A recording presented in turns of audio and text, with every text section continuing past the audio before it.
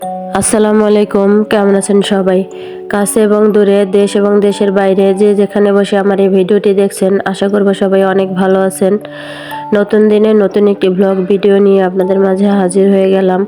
আশা করব একটি লাইক দিয়ে ভিডিওটি দেখা শুরু করবেন। দেখতে দেখতে ভালো লেগে যাবে ইনশাল্লাহ। শীতের সকালের মিষ্টি রোদ দেখে ভিডিওটি শুরু করলাম।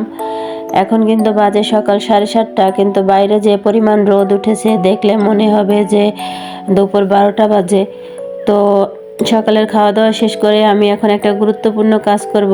তো কি করব সেটা আপনাদেরকে বলছি। তো নিচে মনে হলো যে গেটে একটু শব্দ হয়েছে, কেউ এলো কিনা আমি একটু দেখে নিলাম। তো ঘরের চারপাশে ক্যামেরা লাগানো আছে, আর মনিটরটা আমার রুমেই লাগানো। রুমে বসেই দেখা যায় যে কে এলো কে গেল, কি হচ্ছে আর কি। তো আমি এখন সুপারি কাটবো। আমার বাসায় একজন সদস্য আছে যিনি পান খান, আর তিনি হচ্ছেন আমার বর। আজকে হচ্ছে শুক্রবার। তো অফিসের দিনগুলোতে তো অত বেশি পান খাওয়া হয় না, সকালে একবার যাওয়ার সময় খেয়ে যান, আবার রাতে এসে খান। আর মাঝে মধ্যে মনে হয় দুপুরের দিকে দু একটা কিনে খেতে পারেন। তো আজকে যেহেতু বাসায় থাকবেন, আজকে উনি সারাদিনই টুকটাক পান খাবেন। আর আমি সেজন্যই পানের বক্সটাকে একটু রেডি করে নিচ্ছি। এখানে আমি কিছু সুপারি কুচি কুচি করে কেটে নিচ্ছি। আর আমার বাসায় কিন্তু শুধু আমার বর না, আমার ফ্যামিলির আরও অনেকেই পান খান। আমার অন্য জায়েরা ভাসুরেরা আছে, ওনারাও পান খান। তো ওনারা মাঝে মধ্যে বাসায় বেড়াতে এলে ওনাদেরকেও পান দিতে হয়, সেজন্য আমি পানটা একদম রেডি করেই রাখি। পানের অন্যান্য উপাদান আর কি, উপকরণ। তো এই যে আমি কিছু সুপারি একদম কুচি কুচি করে কেটে নিয়েছি। এখন এগুলোকে আমি একটা ডিব্বায় ভরে রাখলাম যাতে এলোমেলো হয়ে না থাকে। তো সবগুলো আবার ডিব্বাটায় ধরেনি, ওটুকু থাক, ওটুকু আমি আলাদা রাখবো। আবার চুনের ডিব্বাটাও দেখলাম যে খালি হয়ে গিয়েছে। তো আমি একটু চুনও ভরে নেব। এগুলো কিন্তু ঝিনুকের চুন, এগুলো বরিশাল থেকে আনা হয়েছে।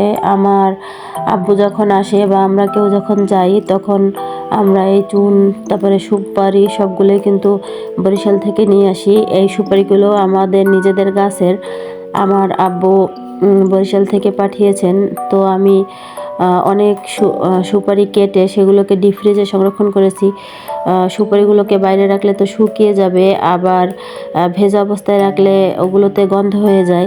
তো সেজন্য আমি কেটে ফ্রোজেন করে রেখেছি, যাতে যখন লাগে তখন বের করে খাওয়া যায়, আবার শুকিয়েও না যায়। তো আমি একটা বক্সের মধ্যে এখন একদম সুপারির ডিব্বা, চুনের ডিব্বা, তারপরে এই যে জর্দা, পান সবগুলো দিয়ে একদম রেডি করে রাখবো, যে যখন পান খেতে চান তখন যাতে খেতে পারেন। পানের জন্য সব কিছুকে এক জায়গায় গুছিয়ে রেখে আমি রান্না শুরু করার আগে সংসারের অন্য কিছু কাজ করে নেব।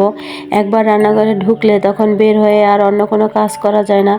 এই যে আমার মাইক্রোওয়েভ ওভেনটা, এটা একটু পরিষ্কার করতে হবে। এটা অনেক দিন যাবৎ পরিষ্কার করা হয় না, আর এটা তেমন ময়লাও হয় না। এই যে উপরে একটা ঢাকনা আছে, ওভেনের ঢাকনা, সেই ঢাকনাটা দিয়ে ঢেকে খাবার গরম করলে ভিতরে বেশি ময়লা হয় না। কিন্তু তারপরেও কিছুদিন পর পর ভিতরটা একটু শুকনো কাপড় দিয়ে মুছে নিলে একটু ভালো থাকে আর কি। তো আমি প্লেটটাকে এবং ঢাকনাটাকে বের করে নিয়েছি। ওটাকে আমি ভিম লিকুইড দিয়ে ভালো করে ধুয়ে নেব। আর ওভেনের ভিতরটাকে আমি একদম শুকনো একটা কাপড় দিয়ে, মানে কোনো ভেজা না, কোনো আমি ভিম লিকুইড ব্যবহার করিনি, একদম শুকনো একটা কাপড় দিয়ে শুধু একবার মুছে নেব। ভিডিওর এই পর্যায়ে আমার দর্শকদের কাছে আমার একটা অনুরোধ, ভিডিওতে দেখানো কোনো অংশ যদি আপনাদের ভালো লেগে যায় তাহলে আমার ভিডিওতে একটা লাইক দিয়ে দিবেন প্লিজ। আর যারা ধৈর্য ধরে এখন পর্যন্ত আমার ভিডিওর সাথে আছেন তাদেরকে জানাই অনেক অনেক দোয়া ও ভালোবাসা। আপনারা যারা এ ধরনের লাইফস্টাইল ভিডিওগুলো দেখতে পছন্দ করেন এবং আমার চ্যানেলটি আজকে নতুন ভিজিট করছেন, তারা চাইলে আমার চ্যানেলটি সাবস্ক্রাইব করে আমার পাশে থেকে যেতে পারেন। আর যারা অলরেডি এই কাজটি করেছেন তাদেরকে জানাই অসংখ্য অসংখ্য ধন্যবাদ। কথা বলতে বলতে আমি ওভেনের ভিতরে এবং বাইরে শুকনো একটা কাপড় দিয়ে ভালো করে মুছে নিয়েছি। এবার ওভেনের ভেতরে যে প্লেটটা বসানো থাকে সেই প্লেটটা তো আগেই ধুয়ে দিয়েছিলাম, আর ঢাকনাটাও। তো সেটা বসিয়ে দিলাম। এই যে ঢাকনাটা মিয়াকোর একটা ঢাকনা, ঢাকনাটা কিন্তু অনেক ভালো কাজে দেয়। এটা ব্যবহার করলে ওভেন অনেক দিন পর পর পরিষ্কার করলেই হয়। আর ইলেকট্রিক ওভেনটাও একটু পরিষ্কার করব ভাবছি। তো এটা প্রথমে পরিষ্কার করতে চেয়েছিলাম না, তো এখন ভাবছি না একসাথে করেই ফেলি। তো এই ওভেনটা এখন একটু কমই ব্যবহার করা হয়। একটা সময় ছিল যখন এই ওভেনটা আমি অনেক ব্যবহার করতাম, অনেক কেক বানাতাম। আমার এই ওভেনে একসাথে 3টা পাউন্ড কেক বানানো যায়। আর একটা মজার বিষয় হচ্ছে এই ওভেনটা আমার জন্মদিনে আমি নিজেই নিজেকে গিফট করেছি। তো এটা ভাবলে অনেক ভালো লাগে। তো একটা সময় আমি অনেক কেক বানাতাম, এখন কেকের সব জিনিসপত্রের যেই দাম বেড়েছে, তো একটু কমই কেক বানানো হয়। এই ওভেনটাতে কিন্তু সব ধরনের বেকিং আইটেমগুলোই করা যায়। তো আমার যখন যেরকম প্রয়োজন হয় আমি সেরকম করে ব্যবহার করি। তো ওভেনের নিচের দিকে দেখলাম একটু কেমন দাগ দাগ হয়ে গেছে। তো ওইটার মধ্যে আমি একটু স্টিলের মাজনিগুলো যে আছে ওগুলো দিয়ে একটু ঘষে ঘষে পরিষ্কার করার চেষ্টা করেছি, কিন্তু আসলে ওই দাগগুলো বসে গিয়েছে, ওগুলো আর উঠবে না।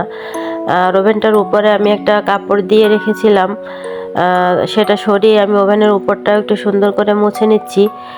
আর এগুলো প্রত্যেক দিনই মোছা হয়, প্রত্যেক দিন একটু মুছে নিলে আর কি জিনিসটা ভালো থাকে। আমার যে মাইক্রোওয়েভ ওভেনটা আছে ওটাও কিন্তু কনভেকশন মোড মাইক্রোওয়েভ ওভেন, ওটাতেও কিন্তু বেকিংয়ের সব আইটেম করা যায়। তো ওটাতে আমি শুধু খাবার গরম করি, আর ইলেকট্রিক ওভেনে আমি বেকিংয়ের সব আইটেমগুলো করে থাকি। কথা বলতে বলতে আমার কিন্তু ওভেনটা পরিষ্কার করা হয়ে গিয়েছে। আর আমি ওভেনের যে র্যাকটা আছে সেটা কিন্তু ওভেনের ভিতরে রেখে দিলাম। আর যে নেটটা আছে সেই নেটটাকেও আমি ভালো করে পরিষ্কার করে মুছে নিয়েছি। এবার আমি ওভেনের ভিতরে দিয়ে দেব। এই ওভেনটা আমার খুবই শখের একটা ওভেন। এটাকে পেতে আমাকে অনেক দিন অপেক্ষা করতে হয়েছে। আমি একটু একটু টাকা জমিয়ে তারপরে ওভেনটা কিনেছি। তারপরে ওভেন পরিষ্কার করে আমি রান্নাঘরে চলে এসেছি রান্না করার জন্য। তো আজকে গরুর মাংস রান্না করব, আর সাথে পোলাও রান্না করব, আর সাথে সবজি ডাল এগুলোও রান্না করব। তো আমি মাংসটা যেহেতু হতে দেরি হবে সেহেতু আমি মাংসটাকে আগেই ইন্ডাকশন কুকারে বসিয়ে দিয়েছি, আর গ্যাসের চুলাতে অন্যান্য তরকারিগুলো রান্না করছি পাশাপাশি। তো মাংসটাকে ভালো করে কষিয়ে আলু দিয়েছি, আলু দিয়ে ভালো করে কষিয়ে এখন আমি পর্যাপ্ত ঝোলের পানিটা দিয়ে দিলাম, আর কয়েকটা কাঁচামরিচ দিয়ে আমি এখন এটাকে ঢেকে রান্না করব যতক্ষণ পর্যন্ত পুরোপুরি সেদ্ধ না হয়। পোলাও রান্না বাদে আমার বাকি সবগুলো রান্নাই কিন্তু কমপ্লিট। এখন আমি পোলাওটা রান্না করে নেব। তো পোলাওটা আমি একদম শর্টকাটভাবে রান্না করব। পোলার চালটাকে আমি আগেই ধুয়ে পানি ঝরাতে দিয়েছিলাম। আর এখন একটা প্যানে তেল গরম করে তেলের মধ্যে আমি পানি ঝরানো পোলার চালটা দিয়ে ভালো করে ভেজে নেব যতক্ষণ পর্যন্ত চালটা একদম সাদা সাদা না হয়ে যায়। তো চালটা ভালো করে ভাজা হয়ে যাওয়ার পরে আমি চালের ডাবল পরিমাণ গরম পানি দিয়ে দেব। পানিটা আমি আগে থেকেই গরম করে রেখেছিলাম। তো এখানে 2 পট চাল আছে, আমি এখানে 4 পট পানি দিয়ে দিয়েছি। যখন কম করে পোলাও রান্না করি তখন চালের ডাবল করে পানি দিয়ে দিই, আর যখন একটু বেশি পরিমাণে পোলাও রান্না করা হয় তখন পানিটা ডাবলের থেকে একটু কম দেই, তাহলে মনে হয় পোলাওটা একটু ঝরঝরা হয় বেশি। তো আমি এখন এই পোলাওয়ের মধ্যে কিছুটা পেঁয়াজ বেরেস্তা দিয়ে দিলাম। এই বেরেস্তাগুলো ফ্রিজে আগে থেকেই করা ছিল। আর দিয়ে দিলাম পরিমাণ মতন লবণ আর কিছু কাঁচামরিচ। এবার আমি এটাকে ঢেকে রান্না করব, আর চুলার আঁচটাকে একদম কমিয়ে দেব। আজকের মাংসটাকে কিন্তু আমি একটু ঝাল ঝাল করে রান্না করেছি। আমার বাসায় সবসময়ই কম ঝাল দিয়ে তরকারি রান্না করা হয়, কারণ আমার বাসায় যে মুরব্বি আছেন উনি তরকারিতে বেশি ঝাল খেতে পারেন না। তো ওনার কথা ভেবে আমরা সবসময় একটু কম ঝাল দিয়ে তরকারি রান্না করি। কিন্তু আজকে একটু ইচ্ছে করে তরকারিতে ঝালটা বেশি দিলাম, এত বেশি দেইনি, যতটুকু দিয়েছি উনি খেতে পারবেন। তো আমার মাংসটা রান্না একদম কমপ্লিট। আমি একটু ভাজা জিরার গুঁড়া দিয়ে দিলাম, দিয়ে একটু নাড়া দিয়ে দিলাম। আর এদিকে আমার পোলাওটাও কাছাকাছি হয়ে গেছে, হয়ে যাওয়ার কাছাকাছি আর কি। পানিটা একদম পোলাওয়ের সাথে গায়ে গায়ে হয়েছে। এখন আমি চুলার আঁচটা একদম কমিয়ে দিয়ে দমে বসিয়ে রাখবো। আর কিছুক্ষণ দমে বসিয়ে রাখার পরে আমি একটু উল্টে পাল্টে দেবো, তাহলেই আমার পোলাওটা রান্না করা হয়ে যাবে। দুপুরে খাওয়ার জন্য আমি টেবিলটাকে ভালো করে গুছিয়ে নিয়েছি। এই যে আজকে রান্না করেছি লাল শাক, ডাল, গরুর মাংস, ভাত, আর অল্প করে পোলাও রান্না করেছি। এখন আমরা সবাই মিলে খাবারটা খেয়ে নেব। দুপুরে খাওয়া দাওয়ার পরে আমার কিছু কাপড় ধোয়া বাকি ছিল, তো ভাবছিলাম এই কাপড়গুলো সকালে ধুতে দিলেই ভালো হতো। কি আর করার, আমার মনে ছিল না, তো দুপুরে খাওয়া দাওয়ার পরে সেগুলোকে আমি ভিজিয়ে দিয়েছিলাম। এখন এগুলোকে ওয়াশিং মেশিনের মধ্যে দিয়ে দেব। তো আগে থেকে ভিজানো কাপড়ও কিছু দিয়েছি, আবার শুকনো কাপড় কিছু ছিল সেগুলো দিয়ে দিয়েছি। এখন পর্যাপ্ত পরিমাণে ডিটারজেন্ট পাউডারটা দিয়ে দিলাম। ওয়াশিং মেশিন আমারটা হচ্ছে গিয়ে এলজির 10 কেজির একটা ওয়াশিং মেশিন। তো সবসময় ব্যবহার করার জন্য আমার মনে হয় 6 কেজি বা 7 কেজির যে ওয়াশিং মেশিনগুলো আছে সেগুলোই ভালো হয়। মেশিনের সাইজ অনুযায়ী পর্যাপ্ত পরিমাণে কাপড় না দিলে আবার কাপড় ভালো পরিষ্কার হয় না। যারা ব্যবহার করেন তারা তো জানেন। তো আমার টাইম সেট করতে গিয়ে একটু সমস্যা হয়েছিল, তো আমি আবার পাওয়ারটা অফ করে নতুন করে আবার প্রোগ্রাম সেট করে মেশিনটাকে চালিয়ে দিয়ে রুমে এসে পড়েছি। তো এখানে আমার বরের জন্য কিছু কাজের লিস্ট করা হয়েছে, যে কাজগুলো সে করবে যাতে ভুলে না যায় সেজন্য লিস্ট করে রেখেছি। তো এখানে সে কম্বল উপরে থেকে নামিয়ে সেগুলোকে রোদে দেবে, এসি পরিষ্কার করবে, ব্যাটারির জন্য পানি আনবে। এগুলো তো আর আমি করতে পারবো না। তো সে লিস্ট অনুযায়ী কিন্তু কাজ করে যাচ্ছে। আর এদিকে আমি সন্ধ্যার সময় রং চায়ের সাথে খাওয়ার জন্য কিছু চালকে ভেজে নিয়েছি। লেবু পাতা দিয়ে রং চা সাথে চাল ভাজা, এটা আমার অনেক পছন্দের একটা খাবার। এই যে আমার বর এসির যে নেটগুলো আছে, সেই একটা এসির দুটো নেট সেটা পরিষ্কার করে নিয়েছে। আমি আবার একটু দেখছিলাম যে ঠিক মতন পরিষ্কার হয়েছে কি না। তো এদিকে সে তার কাজগুলো করে নিচ্ছে, আর আমি আমাদের কিছু ওষুধ আনা হয়েছে সেই ওষুধগুলোকে ভালো করে গুছিয়ে নিচ্ছিলাম। তো একটা সময়ের পরে সব মানুষেরই ওষুধের উপরে নির্ভরশীল হতে হয়, ভিটামিন, ক্যালসিয়াম। তো এখানে আমাদের দুইজনের জন্য কিছু ক্যালসিয়াম এবং আমার জন্য একটা ভিটামিন, আর নর্মাল যে কিছু ওষুধ থাকে নাপা, তারপরে অ্যান্টাসিড প্লাস, এগুলো 2-1 পাতা করে এনে রাখা হয়েছে যাতে লাগলে এখান থেকে কাজে লাগানো যায়। আর কিছু প্রেশারের ট্যাবলেটও আছে এখানে। আমাদের নিজেদেরই ফার্মেসি আছে, সেখান থেকেই আমাদের সারা মাসের জন্য একবারে যে ওষুধগুলো লাগে আর কি, প্রেসক্রিপশন অনুযায়ী সেই ওষুধগুলো এনে রাখা হয় যাতে বারবার আনতে না হয়। তো সেই মাসের ওষুধটাই দোকান থেকে দিয়ে গেছে, সেগুলো আমি একটা বক্সের মধ্যে ভরে নিচ্ছি। আর রেগুলার বক্সে রাখার জন্য আমি এক পাতা করে ওষুধ আলাদা করে রাখবো। তো কিছু স্যালাইনও আনা হয়েছে, সেখান থেকে আমি 2-3টা স্যালাইন রেগুলার বক্সের মধ্যে রাখার জন্য রেখে আর বাকিগুলো আমি সরিয়ে রাখবো। এতে করে যখন লাগবে আমি নিয়ে ব্যবহার করতে পারবো। আর এভাবে সব জিনিস গুছিয়ে রাখলে সময় মতো কাজে লাগানো যায় আর কি। তো এদিকে কাজ করতে করতে আমার এদিকে মেশিনের কাপড়গুলো ধোয়া হয়ে গিয়েছে, আর এখন কিন্তু সন্ধ্যার পর হয়ে গিয়েছে, বাইরে অন্ধকার হয়ে গিয়েছে। তো যাই হোক, সমস্যা নেই, এগুলো আমি বারান্দায় শুকা দেব। তো এই যে একদম কম কাপড় হয়ে গিয়েছে, আরও কিছু কাপড় দিলে ভালো হতো। যাই হোক, প্রতিদিন তো আর এত কাপড় ময়লা হয় না। এখানে আমার বরের কিছু কাপড় আছে আর আমার শ্বশুর আবার কিছু কাপড় আছে। তো এটাকে এখন আমি বারান্দায় ভালো করে শুকা দিয়ে দেব। মেশিনটা থেকে কাপড় বের করার পরে মেশিনটাকে আমি একটা তোয়ালে দিয়ে ঢেকে রাখবো।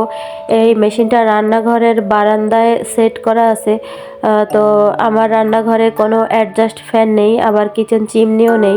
তো একটু বেশি তেল চিটচিটে হয়, সেজন্য আমি চেষ্টা করি মেশিনটাকে সবসময় একটু ঢেকে রাখতে, যাতে মেশিনটা একটু ভালো থাকে। ঢেকে না রাখলে আবার অনেক তাড়াতাড়ি তেল চিটচিটে হয়ে যায়। তো আমি কাপড়গুলো নিয়ে এখন বারান্দার দিকে যাব, শুকা দিয়ে দেব। আমি যেহেতু লাইফস্টাইল ব্লগ ভিডিও শেয়ার করি, তো আমি চেষ্টা করি আমার প্রতিদিনের কাজকর্ম এবং রান্নাবান্না ভিডিওর মাধ্যমে আপনাদের সামনে উপস্থাপন করতে। তো আমার ভিডিও সম্পর্কে কোনো মতামত অথবা পরামর্শ যদি থাকে কমেন্ট বক্সে জানাবেন প্লিজ। আপনার একটি ভালো কমেন্ট আমাকে আমার কাজে আরও উৎসাহ যোগাবে। তো এটা হচ্ছে সন্ধ্যার পরে আমি নাস্তার জন্য পেঁপে কেটে নিচ্ছি। পেঁপে শুধু একজনই খাবে, আমার শ্বশুর আব্বা। আর এই পাকা পেঁপে আমার বাসায় আর কেউ খায় না, আপনারা তো দেখেছেন আমার সামনে পেঁপে গাছ আছে। তো ওখান থেকে পেঁপে পাকলে শুধু আমি তাকেই সকাল বিকাল করে এভাবে কেটে দিই। পাকা পেঁপে কেউই তেমন পছন্দ করে না। এই পেঁপেগুলো কিন্তু অনেক মিষ্টি। যতই মিষ্টি হোক না কেন, আমার বাসার একজন সদস্য ছাড়া বাকি একজনও এক পিস পেঁপেও কিন্তু মুখে দেবে না। আমাদের গৃহিণীদেরকে সকাল থেকে সন্ধ্যা পর্যন্ত কত ধরনের কাজ করতে হয়। নাস্তা বানানো, দুপুরের জন্য রান্না করা, ঘর গুছিয়ে রাখা, বাচ্চাদের দিকে খেয়াল রাখা, কে কখন কি খাবার খাবে সবগুলো রেডি করা। কিন্তু তারপরও দিনের শেষে আমাদের জন্য কথা একটাই, যে সারাদিন রান্না বাড়া ছাড়া আমাদের আর কাজ কি। যাই হোক, কোনো ব্যাপার না, আমরা আমাদের মতন কাজ করে যাব, কারণ সংসারটা যার যার আমাদের নিজের। তো কথা বলতে বলতে আমার পেঁপেটাকে পিস পিস করে কেটে নেওয়া হয়ে গিয়েছে। এখন এটাকে আমি একটা প্লেটের মধ্যে তুলে নেব এবং আমার শ্বশুরকে খেতে দিয়ে দেব। আজকের ভিডিও এই পর্যন্তই। সবাই ভালো থাকবেন। আল্লাহ হাফেজ।